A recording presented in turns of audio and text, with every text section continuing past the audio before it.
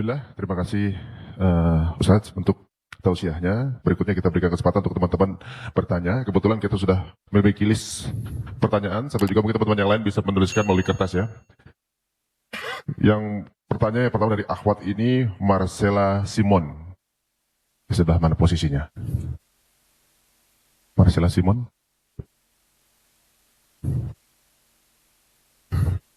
Nah. Ya?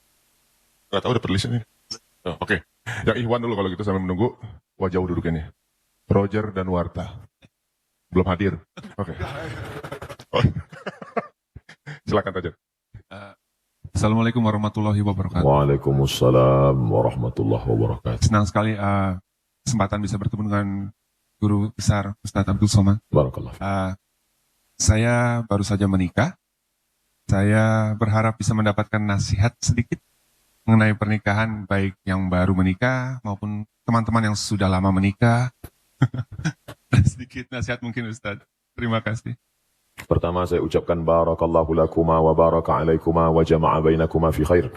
Barakallahu lakuma, berikan berkah kepada mereka berdua ya Allah. Wa baraka alaikuma, berikan berkah dalam mengharungi kehidupan senang dan susah, lapang dan sempit. Wa jama'a bainakuma fi khair, disatukan dalam kebaikan. Hadis sunnah Nabi Muhammad sallallahu alaihi wasallam. Pertama, mesti difahami bahwa karena jodohlah engkau bertemu, bukan karena bertemu lalu berubah menjadi jodoh. Karena bertemu lalu berjodoh, atau karena ada jodoh maka bertemu? Karena ada jodoh maka bertemu. Berapa banyak orang yang bertemu tapi tak berjodoh. Berapa banyak orang yang berjodoh baru sekali bertemu langsung jadi. Tapi jangan gara-gara ini lalu tidak usaha.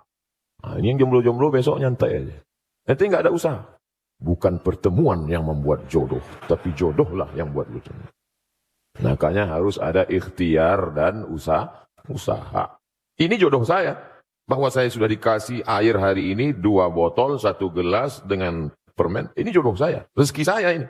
Tapi kalau saya tidak berusaha untuk mengambilnya, membukanya, rupanya kosong. Harus ada ikhtiar. Allah kasih mata, Allah kasih telinga, Allah kasih tenaga, Allah kasih kudrat kemampuan, Allah kasih iradat kehendak. Maka gunakanlah potensi yang ada. Maka pahamilah wahai saudaraku bahwa kalian dipertemukan oleh Allah Subhanahu wa taala. Ini banyak orang sekarang salah jawab. Mas, iya, itu istrinya. Iya, ketemu di mana? Salah sambung. Maka sejak hari ini katakanlah, aku tak pernah mencari dia, dia tak pernah mencari aku. Allah yang sudah mempertemukan kami. Gitu, walaupun udah tua enggak apa-apa. Setelah yakin bahwa itu adalah skenario kehendak Allah, yang kedua, khuliqatil mar'atu min dhila'. Perempuan itu diciptakan dari tulang rusuk yang bengkok. Wajuha a'laha, tulang rusuk yang paling bengkok, yang paling atas. Tulang rusuk yang paling bengkok, yang paling atas. Idza akhazta aqamtaha kasartaha. Kalau kau paksa harus lurus, dia patah. Perempuan ini tulang rusuk yang bengkok. Kalau kau paksa lurus, patah dia. Tapi kalau kau ikut, kau jadi bengkok. Kan susah itu. Kalau diluruskan, patah dia. Kenapa nggak pakai jilbab? Patah dia. Maka pakai lembut lah, pakai jilbab ya. Tak usah saya ajari, paham lagi kalian. Pandai-pandai. Yang ketiga, man tazawwaja faqad istakmala al-iman. Siapa yang menikah, dia sudah menyempurnakan setengah iman. Iman itu 100%. Siapa yang sudah menikah, imannya sudah download 50%. Sisanya bukan menikah lagi. Ini perlu saya luruskan ibu-ibu. Karena banyak sekarang jamaah yang sudah pandai menafsirkan sendiri. Sisanya, فَلْيَتَّقِلَّهَا فِي النِّصْفِ الْبَاقِي, takwa kepada Allah. Setakwa-takwanya anak lajang pemuda, jomblo yang belum menikah, imannya baru 50. Sempurnakan dengan menikah. Sebaliknya yang sudah menikah, walaupun tidak takwa, sudah 50. Tinggal takwa sedikit aja lagi. Oleh sebab itu maka bersyukur kita, sahabat-sahabat kita. Mudah-mudahan yang belum berjodoh ditemukan Allah jodoh. Yang bilang amin yang belum nikah aja. Masih ada? Ini baru 3. Yang keempat, dulu ketika engkau sendirian, wahai saudaraku, yang kau urus solatmu saja, yang kau urus jilbabmu saja. Oh, tak pakai jilbab. Tapi setelah kau menikah, sekarang ada beberapa gerbong kereta di belakangmu, tanggung jawabmu besar. Dulu yang penting solat sudah, tapi sekarang kau sudah menjadi imam. Berusahalah menjadi imam yang baik. Yang kelima, nikah dalam Islam bukan hanya seks. Tapi ada yang lebih bermakna daripada itu. Ada amal yang mengalir. Yang tadi rajin sholat duha, stop kalau mati. Yang rajin baca zikir doa, habis kalau mati. Tapi yang menikah ada amal yang tidak mati. Waladun salihun, anak yang soleh. Mudah-mudahan dari kalian berdua dan yang lain-lain diberikan Allah anak-anak yang soleh dan soleh. Amin. Ya Rabbal Alamin. Baik. Ya, Alhamdulillah. Waktu Cut menikah, belum menikah, terjebak sendiri ya. Sejak ada Roger, mungkin Roger bisa ikutan. Berikutnya pertanyaan, Amar. Waduh. Udah ubanan, Mar. Iya, ini udah ubanan nih. Udah ubanan ya, Mar. Dewasa banget. Assalamualaikum warahmatullahi wabarakatuh. Waalaikumsalam. Selamat pagi Pak Ustadz. Selamat pagi semuanya. Ketemu lagi kita Pak Ustadz. Kemarin saya pernah bertanya sama Pak Ustadz. Ya. Dan saya tidak pernah bosan untuk bertanya lagi sama Pak Ustadz. Baik. Saya tertarik sekali dengan ceramah Pak Ustadz barusan yang tentang ngerusak diri, fisik maupun metafisik. Dan saya mengakui juga dulu, ini juga untuk menjadi contoh untuk semua saudara-saudara di sini. Saya mengakui kalau saya tidak berdaya dengan adiksi saya. Waktu itu saya belum pernah melihat, mendengar, dan salah pergaulan. Hingga saya tiba-tiba ditarik oleh pihak yang berwenang. Dan sampai situ, saya mulai belajar dan sekarang saya menemu istri saya yang paling cantik, yang sedang hamil, kembar, doain semoga anak kami semoga sehat. Amin. Amin. Amin. Ya Rabbal Alamin. Dan pertanyaannya adalah, adakah ilmu atau aturan Pak Ustadz agar kita tetap bisa istiqomah di jalan yang benar dan baik menurut Islam? Terima kasih. Assalamualaikum warahmatullahi wabarakatuh. Waalaikumsalam warahmatullahi wabarakatuh. Istrinya ada istrinya? Ya ini istri saya. Ada. Saya nanyain istri saya kok. Kirain saya jadi istri saya, mana istri saya? Udah, Ustaz. Sahabat Nabi SAW yang sudah masuk Islam itu apa yang mereka lakukan? Mereka belajar. Belajar. La ilaha illallah. Tapi lihat pangkal ayatnya. Bukan ujuk-ujuk langsung la ilaha illallah. Fa'lam annahu la ilaha illallah. Berilmu dulu. Kami belajar melalui medsos. Bagus. Tapi hadir tanya. Jangan baca sendiri, dengar sendiri, pahami sendiri, simpulkan sendiri, nyasar sendiri. Harus berguru. Man la syaikhalahu fasyaitanu syaikhuhu. Siapa yang tidak berguru, setan gurunya. Baca Quran aja bisa salah keliru, apalagi memahami isi Al-Quran. Oleh sebab itu yang pertama, belajar. Yang kedua, komunitas. Karena kita amat sangat berpengaruh terhadap lingkungan kita. Kalau punya grup yang mengingatkan kita baca Quran sudah berapa juz. Kalau punya komunitas yang ngajak kita kepada sholat berjamaah. Kalau kira-kira keberadaan kita di komunitas itu tidak mendukung iman kita, keluar. Kalau saya keluar dari komunitas ini, lantas siapa yang berdakwah Pak Ustadz? Antum berada di situ mempengaruhi atau dipengaruhi? Jangan-jangan antum hanya tukang pancing yang dilarikan ikan. Menyangka akan bisa memancing ikan, rupanya ikan yang tertangkap, ikan paus.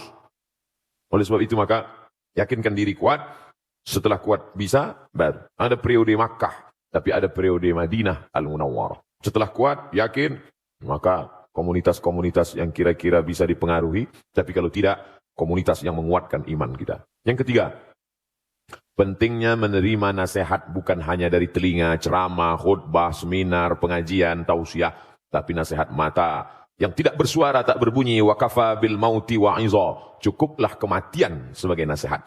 Makanya kalau ada orang meninggal, datang. Syukur-syukur bisa ikut menggali kuburnya, ikut masuk ke dalam. Man syahidal janazata, siapa yang menyaksikan jenazah hatta tusalla alaiha, sampai solat jenazah. Dapat pahala balasan qirat, 1 qirat.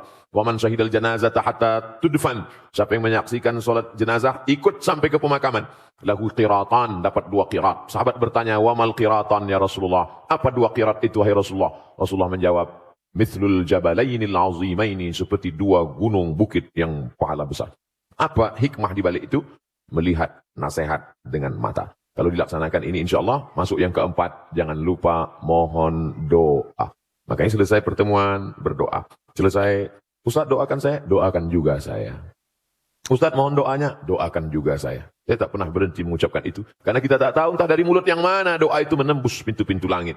Boleh jadi kita merasa kita hebat, kita berilmu, tapi hati kita kotor. Ada dia yang bukan Ustaz, bukan siapa-siapa, baru saja tobat, bersih hatinya sebersih-bersihnya. Lalu dari hati itu terpancar doa. Dari doa itulah dikabulkan Allah. Makanya selalu saya katakan, doakan Ustaz Abdul Somad, doa dalam keadaan mati husnul khatimah.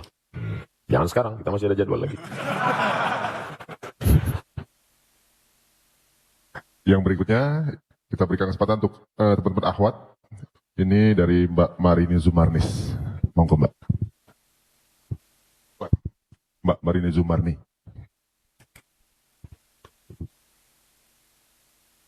Pakai S. Assalamualaikum warahmatullahi wabarakatuh. Waalaikumsalam. Pak Ustadz, saya mau menanya. Saya kan sudah menikah udah hampir 21 tahun.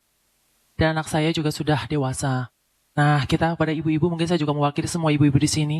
Doa apa yang paling baik untuk supaya anak kita dan semua keturunan kita itu soleh dan soleha. Karena memang kan tugas kita, anak-anak itu kan amanah buat kita. Jadi saya minta itu doanya Pak Ustadz. Doa apa yang paling baik dan kapan waktunya untuk supaya anak-anak kita dan keturunan kita menjadi soleh dan soleha. Assalamualaikum warahmatullahi wabarakatuh. Waalaikumsalam warahmatullahi wabarakatuh. Pertama, Rabbana hablana minas salihin. Kalau dalam bentuk tunggal sendiri, Rabbi habli minas salihin. Doa Nabi Ibrahim alaihissalam dikabulkan Allah, minta dapatlah Ishak dan Ismail. Yang kedua, doa Nabi Zakaria. Lahirlah anak soleh juga bernama Yahya. Rabbana hablana min ladunka dzurriyyatan thayyibah. Yang ketiga, doanya ibadur rahman. Rabbana hablana min azwajina wa dzurriyyatina qurrata a'yunin waj'alna lil muttaqina imama. Yang keempat, bahwa aqrabu ma yakunul 'abdu min rabbih wa huwa sajid. Orang paling dekat dengan Allah ketika dia sedang bersujud. Tempatnya saat bersujud.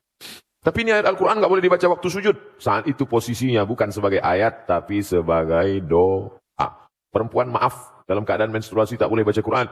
Tapi ketika posisinya sebagai doa, maka boleh dia baca. Contoh, naik kendaraan.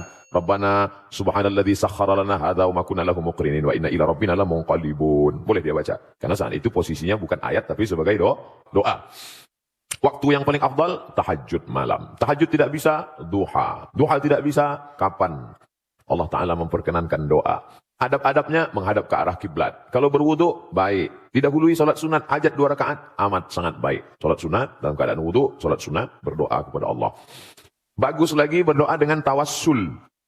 Tidak membawa tangan hampa kosong, tapi ada yang disebut dalam doa. Hadisnya Sahih Bukhari, tentang 3 orang yang terjebak di dalam gua. Tiba-tiba pintu gua tersumbat, tertutup, lalu dia berdoa. Ya Allah, aku pernah punya pembantu.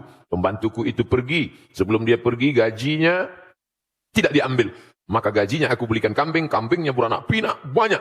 Tiba-tiba pembantuku itu datang. Lalu aku panggil dia. Hei pembantu, kemari. Ambil kambing-kambingmu ini semua. Ambillah. Maka aku bermohon kepadamu, ya Allah, berkat kemuliaan sedekahku itu, bukakan pintu gua ini. Terbuka. Itu dalil boleh berdoa menyebut amal bertawassul namanya. Ya Allah, berkat anak yatim yang kusekolahkan itu kemarin. Walaupun cuma sebulan aja. Tapi jangan ditulis di medsos. Jangan kuat-kuat. Kadang ada juga orang berdoa ini biar dengan sebelah. Ya Allah, berkat masjid yang kubantu 100 juta kemarin. Disebutkan. Yang kedua, orang dalam gua tadi berdoa, ya Allah, aku punya seorang ibu dan ayah. Setiap aku pulang membawa susu kambing ke rumah, istriku menangis belum makan, anakku meraung kelaparan, tapi ku tunggu ibu dan ayahku terbangun. Setelah mereka terbangun baru ku berikan. Kalau memang baktiku kepada engkau ini membuat doa terkabul, kabulkan doa, terbuka. Yang ketiga, ya Allah, aku tidak kaya seperti dia bisa bersedekah, dan aku tidak bisa berbakti karena orang tuaku sudah meninggal. Aku hanya melakukan satu, hampir